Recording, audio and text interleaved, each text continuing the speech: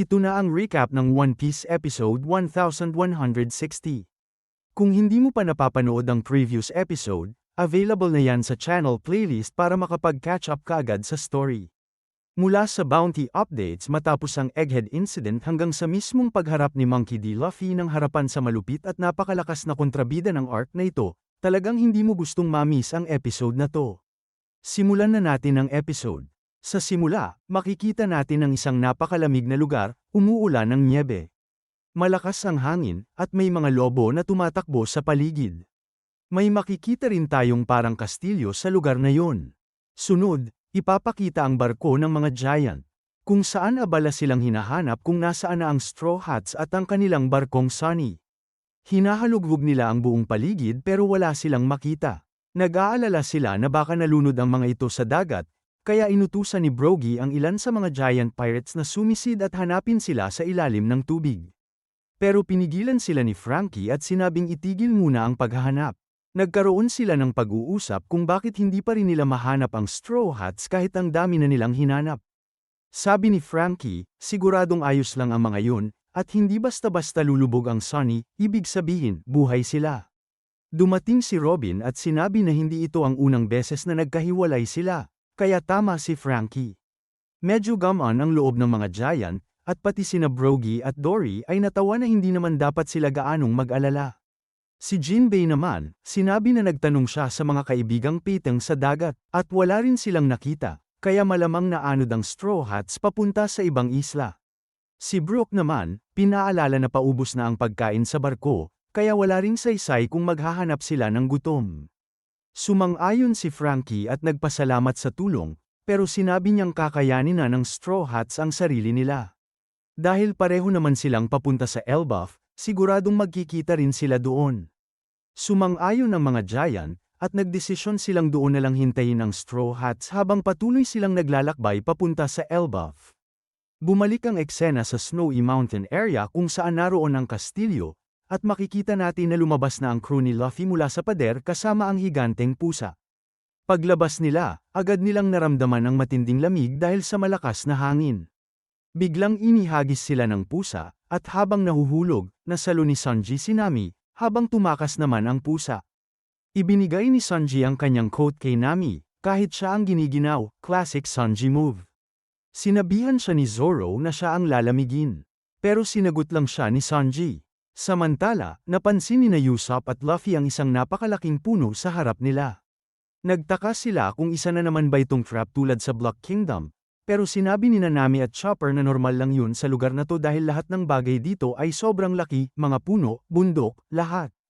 Nakita nila ang isang napakalaking suspension bridge, sobrang haba at lawak, at hindi makita ang dulo nito. Sinimulan na nilang tumawid, pero biglang umuga ang tulay, may paparating na dalawang giant. Nagtago agad ang Straw Hats. Doon nila nakita si Gerd, ang doktor ng New Giant Warrior Pirates, at si Goldberg, ang cook ng grupo. Pinag-uusapan nila kung paano may isang uwak na nagdala ng maliit na barko, ito rin ang uwak na nagdala sa Sunny at sa Straw Hats. Binanggit din nila ang tungkol sa pag-aresto sa mga taong dinala ng uwak. Habang nakikinig, natuwa si Usopp dahil kumpirmadong nasa Elbaf sila. Pero si Luffy, dedma, iniisip niyang mababait ang mga giant at gusto na niyang lumapit. Pinigilan siya ni Nami dahil narinig nga nila na pinag-uusapan ang pag-aresto sa kanila. Dumagdag pa si Sanji sa pagpigil, pero nang makita niya si Gerd, na love at first sight agad, nawala sa sarili at napasigaw pa lalo. Napalingon ang mga giant pero wala silang nakita. Kaya umalis na lang sila. Nalaman din natin na ang tinatawag na Sun God sa kastilyo ay si Road. Pagkatapos, naghanda ulit ang Straw Hats na tumawid ng tulay, pero dahil sobrang laki nito, kailangan nilang mag-ingat. Si Nami, sumakay kay Chopper para makatawid sa mga pagitan ng tulay, habang si Chopper sanay naman sa ganitong galaw. Sabi ni Zoro, kailangan nilang magmadali bago sila makita ng mga giant. Habang tumatawid, napansin nilang ang mga snow ay bumabagsak sa napakalalaking tipak. Kaya kailangan din nilang umiwas doon. Nang tumingin siya sa ibaba, nakita niya ang napakaraming lobo, at hindi lang basta lobo, kundi mga giant wolves, lalo siyang kinabahan. Biglang huminto si Luffy, may nararamdaman siyang kakaiba. May naamoy siyang malakas na haki mula sa isang tao. Sabi ni Sanji, hindi siya sasama, habang si Zoro naman gustong sumama pero pinigilan siya ni Sanji para hindi na magkahiwa-hiwalay pa.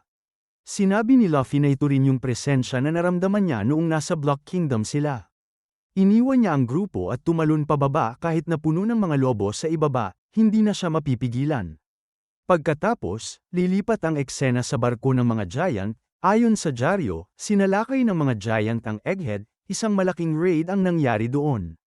Sinasabi sa balita na parang ninakawan at nalutang lahat. Dito, nagtataka sina Dory at Brogy, bakit daw ganoon ang ipinapakalat na kasinungalingan tungkol sa kanila. Hindi naman marunong magbasa ng dyaryo ang karamihan sa mga giant, kaya si Robin ang nagbabasa para sa kanila.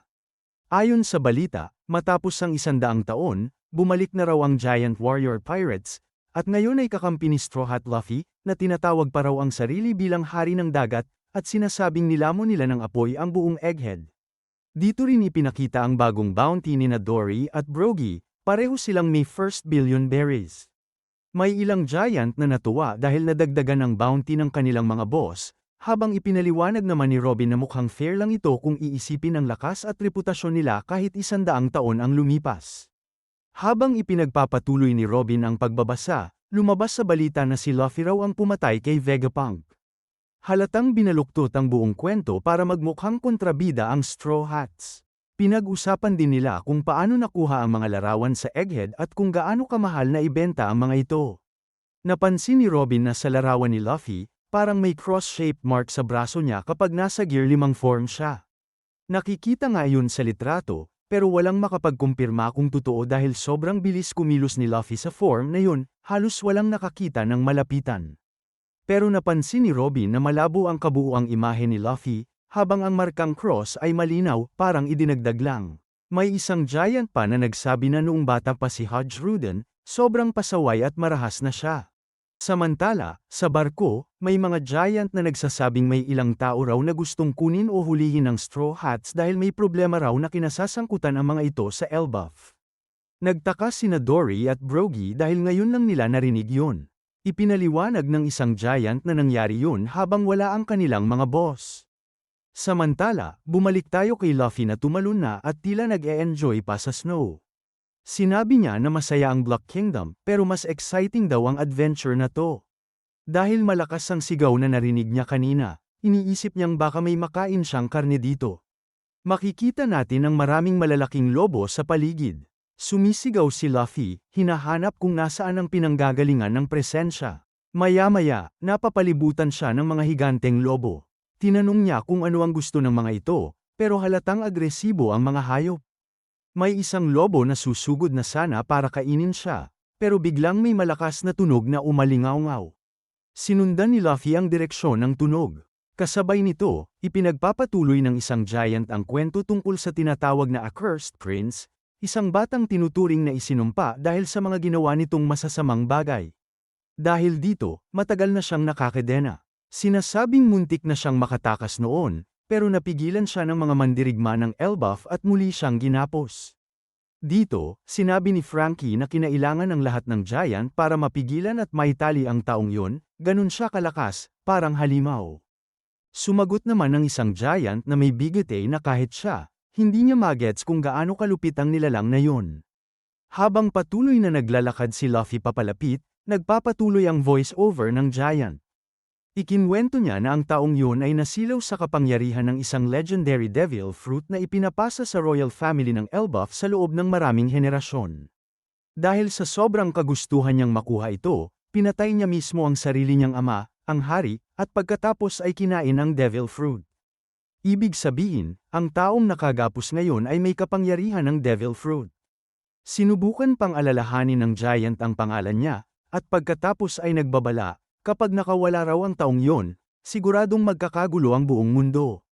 At ang tinutukoy niya ay walang iba kundi ang kahihiyan ng Elbaf, ang Accursed Prince, si Loki.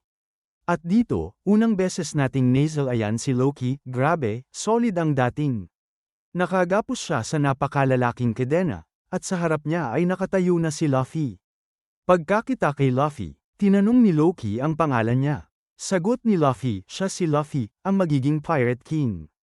Ngumiti si Loki at tinawag siyang King, habang si Luffy naman ay nagtanong kung nasaan siya at kung sino si Loki. Sinabi ni Loki na nakarating na siya sa lugar na hindi niya man lang alam. Dagdag pa niya, kung alam lang daw ni Luffy kung nasaan siya, hindi sana siya pupunta roon, pero dahil nandito na siya, ipapaliwanag na rin niya. Ayon kay Loki, ito ang Kingdom of Elbaf, ang lupain ng mga mandirigma. Ipinakita rin si Hodge Rudin na nakikipaglaban sa isang napakalaking halimaw.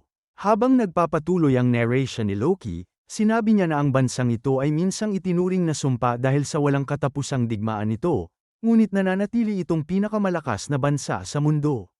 Sa wakas, ipinakita ang kabuuang itsura ng Elbaf, isang napakalaking lugar na parang istruktura ng puno, may mga bundok sa ibaba at isang higanteng puno na nagsisilbing sentro ng lahat. Ipinagpatuloy ni Loki ang kanyang pahayag, hinihila ang kanyang mga kadena, at sinabing siya ang magwawasak sa mundong ito. Idineklara niya ang sarili bilang Sun God, si Loki. At yan ang nangyari sa One Piece episode 1160. Kung nag-enjoy ka sa recap na to at gusto mong mauna lagi sa latest One Piece episodes, hit like, subscribe, at i-on mo na rin ang notification bell. Comment mo rin kung ano tingin mo kay Loki at kung gaano siya kalakas. Kita-kits sa next recap, stay tuned.